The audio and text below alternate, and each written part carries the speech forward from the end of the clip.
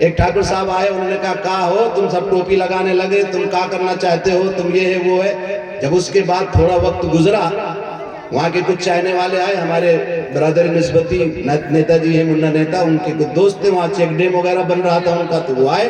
ٹھاکر سے بتایا کیا بات ہے بھائی ٹھاکر صاحب؟ بولے کہاں یار شروع کرا دیا ہے یہ سب ٹوپی لگا کے صبح صبح.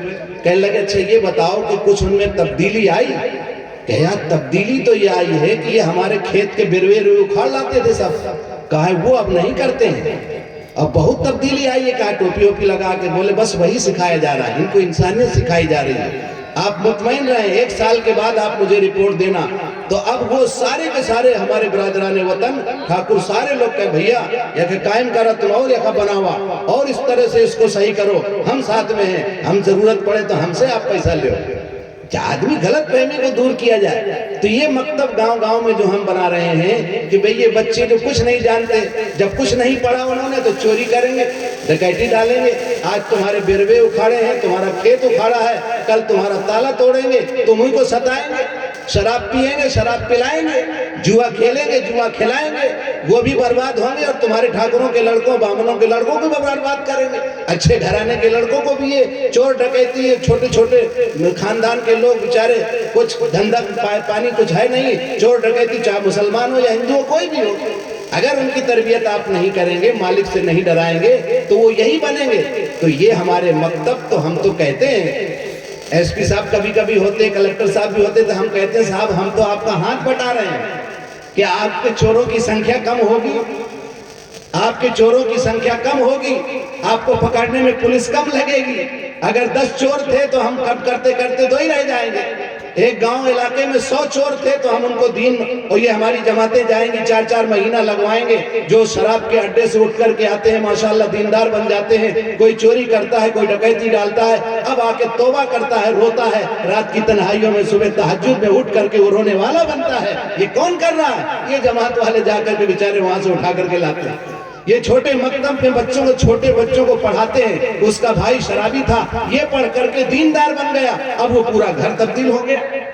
اس لیے میرے بھائیوں بزرگوں دوستوں, دین کے یہ جتنے شعبے ہیں ہم برادران وطن کو بھی ان سے مانوس کروائیں, ان کو بتائیں کہ صاحب یہ جو ہماری جماعتیں نکلتی ہیں ہم یہ سکھاتے ہیں, یہ ہمارے جو مکتب چل رہے ہیں ہم یہ سکھاتے ہیں. یہ جو ہے اچھا انسان کیسے بنا جائے, یہ تو عبادت ہے, ہماری گھر کی چیز ہے. نماز تو ہمارا کام ہی ہمیں پڑھنا ہے, نماز تو ہماری مسجد میں کوئی دیکھنے تھوڑا آتا ہے. ہم ایسا مسلمان بنانا چاہتے ہیں جس سے بازار بھی جھوٹ سے محفوظ ہوں, دغا بازی سے محفوظ ہوں, چوری سے محفوظ ہوں, ان کی نگاہیں پاکیزہ ہوں, ان کی نگاہوں سے ہماری بہن بیٹی محفوظ ہے.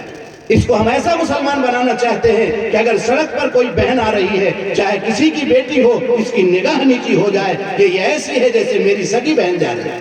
یہ اسلام کا پیغام ہے. جناب رسول اللہ صلی اللہ علیہ وسلم نے ہمیں وہ اخلاق سکھائے ہیں کہ پڑوسی کے گھر میں تمہاری نظر جھکی ہوئی ہونا چاہیے, کبھی دروازے کے سامنے نہ کھڑے ہو. ہمارے جماعت کے احباب جب گشت کے لیے جاتے ہیں ان کو ہم آداب بتاتے ہیں کہ تمہیں کیسے جانا ہے. بازار میں نیچی نگاہ ہو, کلمہ پڑھتے ہوئے جانا ہے, دروازے کے سامنے نہیں کھڑا ہونا ہے, آواز دے کر کے سائیڈ میں کھڑا ہونا ہے, 3 آواز دینا ہے, اگر آواز نہیں آتی آگے بڑھ جانا ہے, مستورات ان سے بات نہیں کرنا ہے, خبر دے کر کے آگے چلے جائیں. یہ کیا ہے؟ یہ سارا تعارف میرے بھائیوں جب لوگوں کو معلوم ہوگا تو انشاءاللہ وہ جماعتوں کو بلوائیں گے کہ صاحب ہمارے یہاں بھی بھیج دو, ہمارے یہاں بھی مسلمان بہت بیکار ہو رہے ہیں, جماعتوں کو بھیجو, مکتب قائم کرو. ایسے ہمارے برادران وطن ہیں جن کو مکتب کے جلسوں میں ہم بلاتے ہیں.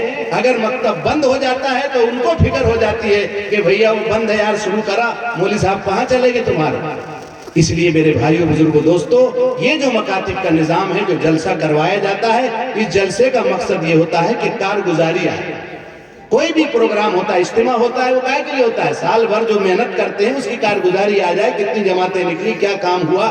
ایسے یہ شعبہ مکاتب کا ہے, اس کی کارگزاری کا بھی یہ جلسہ ہوتا ہے, اس کی کارگزاری آ جائے. اس لیے ہر شعبے کو دوسرے شعبے کا معاون ہونا چاہیے. جماعت کے ساتھیوں کو بھی میں بار بار درخواست کرتا ہوں, انوار بھائی بیٹھے, کہ پورے جماعت کے ساتھی اس مکتب کے جلسے میں آنا چاہیے.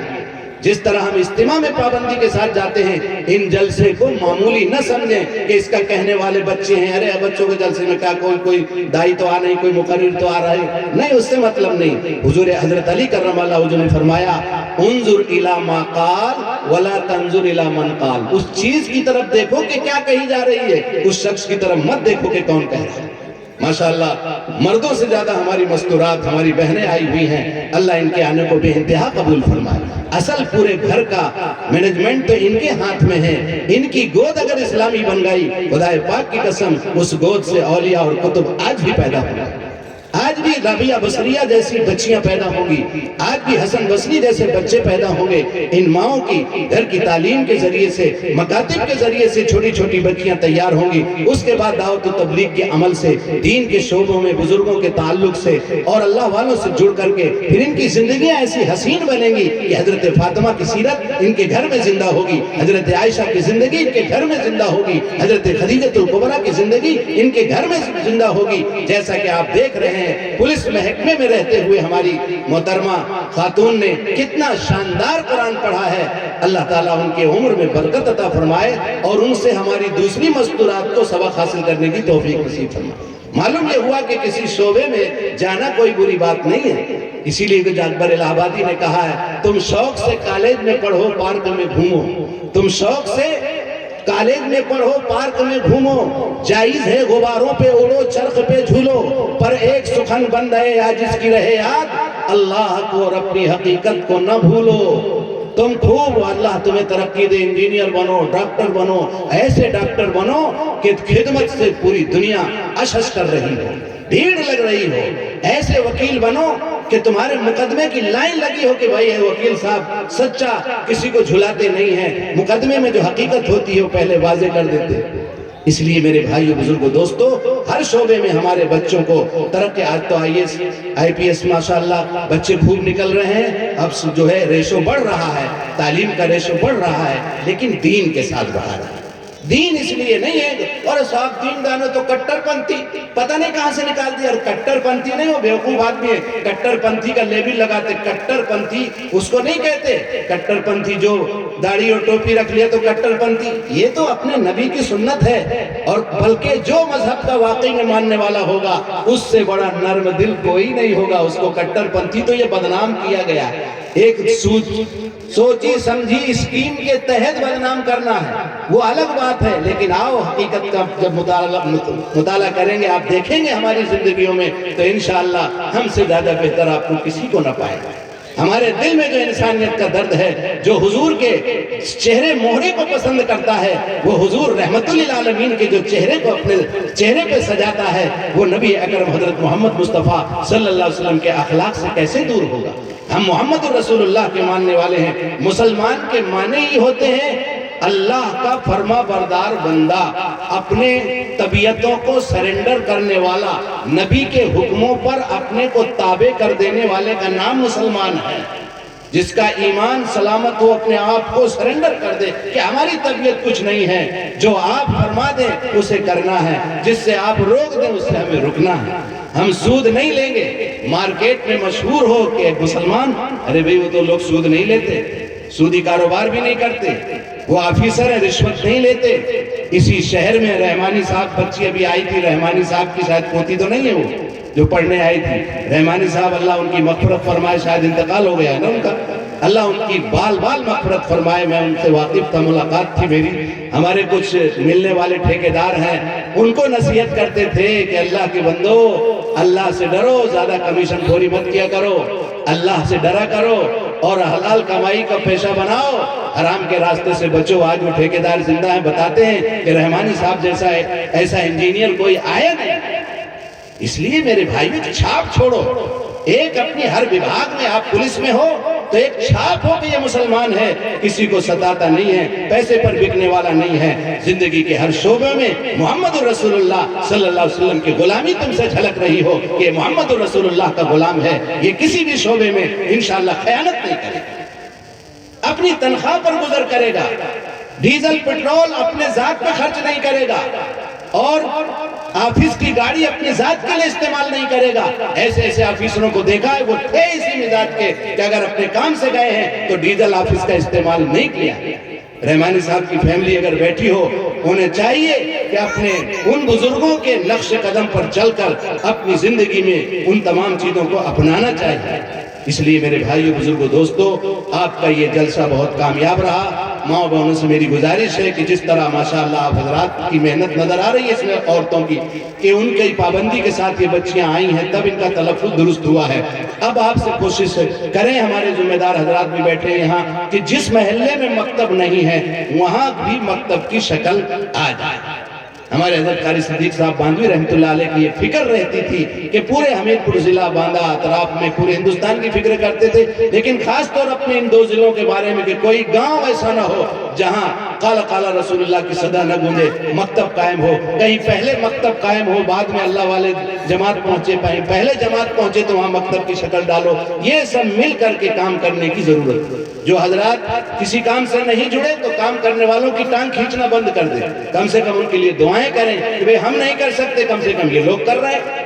آج ہمارا حال یہی ہے کہ کام ہم کچھ کرنا نہیں ہے، کوئی کر رہا ہے تو اس کو بھی پیچھے اس کی ٹانگ پکڑ کے کھینچنا کہ نہ تم کرو نہ ہم کریں۔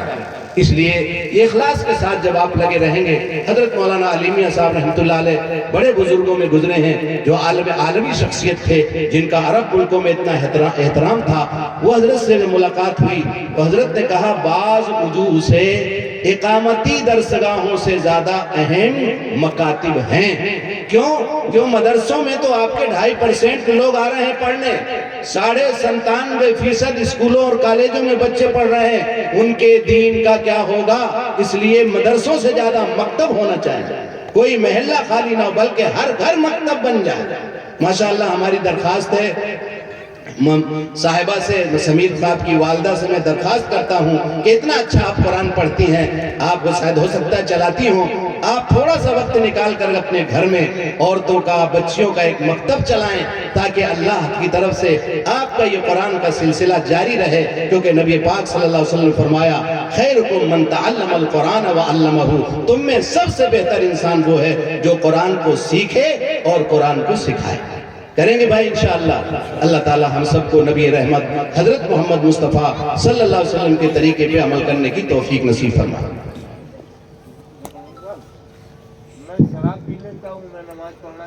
ہاں انشاءاللہ آپ توبہ کر لیں، معاف ہو جائے گا، اللہ معاف کرے گا۔ ہاں دعا کر دیں گے انشاءاللہ۔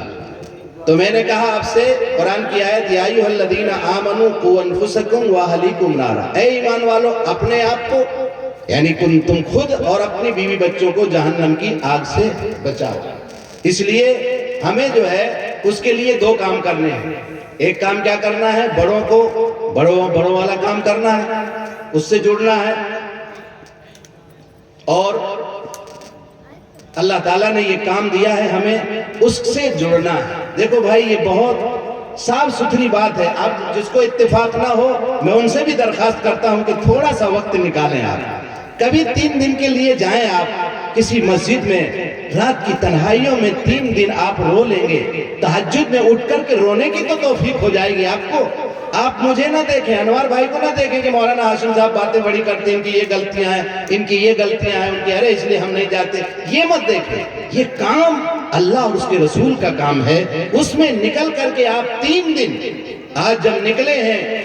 اورنگ آباد کے اندر کی تاریخ یہ ہے کہ کسی ڈاکٹر کو فرصت نہیں تھی، ان کا 1 گھنٹہ پہلے لیا گیا، ایسا چسکا لگا، اورنگ آباد کے بڑے بڑے ایم ڈی اور ایم ایس سرجن آج ان کے 5 مہینے بیرون لگ رہے ہیں اور پوری دنیا میں دین کا کام کر رہے ہیں۔ آج ان کے بڑے بڑے نرسنگ ہوم چل رہے ہیں۔ ڈاکٹر ماجد دماغ کے بہت بڑے ڈاکٹر ہیں، بہت مشہور دائی ہیں، جبکہ 5 منٹ ان کا وقت نکالنا مشکل۔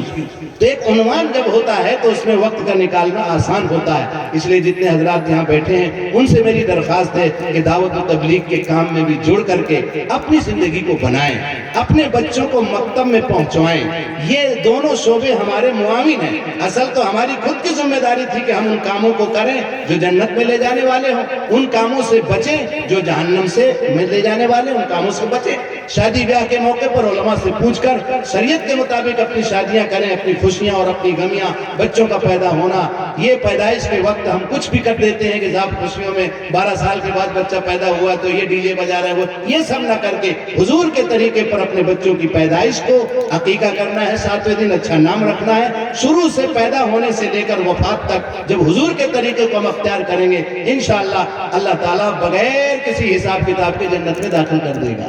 یہ ہمیں بڑوں کو کرنا ہے اور چھوٹوں کو مکتب میں بھیجنا ہے۔ مستورات کے جوڑ، گھر کی تعلیم کے ذریعے سے مستورات میں دین آئے، حضرت خدیجہ کی زندگی پڑھی جائے۔ عورتوں میں جب دین آتا ہے، خدائے پاک کی قسم عورتوں سے زیادہ مضبوط دین کسی کا نہیں ہوتا۔ ہماری عورتوں کی پرانی تاریخ اٹھا کر کے دیکھیے، حضرت سمیہ کی تاریخ ان کو سنائیے، حضرت خدیجہ کی تاریخ اٹھا کے دیکھیے کہ حضور اکرم صلی اللہ علیہ وسلم پر پورا جان اور مال سب کچھ فدا کر دیا، جس کی برکت سے اللہ نے آج پوری دنیا میں دین کا ڈنکا بجایا۔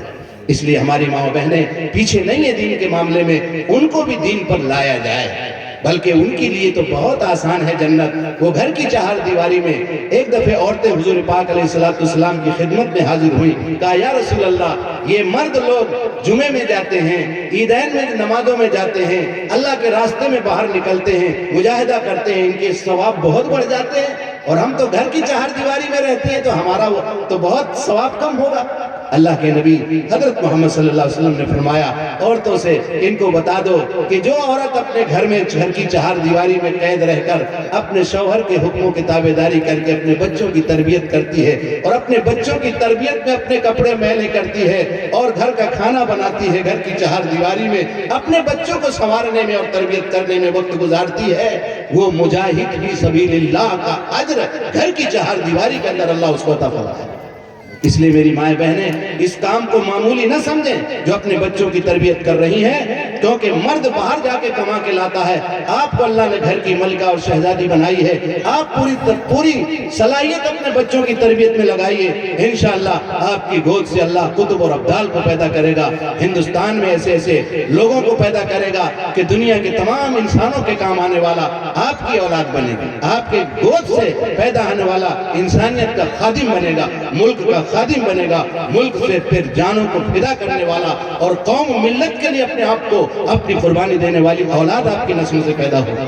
اللہ تعالی ہم سب کو نبی رحمت حضرت محمد صلی اللہ علیہ وسلم کے طریقے پر جو اعمال ہمیں کرنے ہیں ان کے کرنے والے اعمال پر جمنے کی توفیق نصیب فرمائے، جن اعمال سے رکنے کا حکم ہے ان سے رکنے کی توفیق نصیب فرمائے۔ وآخر دعوانا الحمدللہ رب العالمین۔ عارف بھائی کی اہلیہ کی طبیعت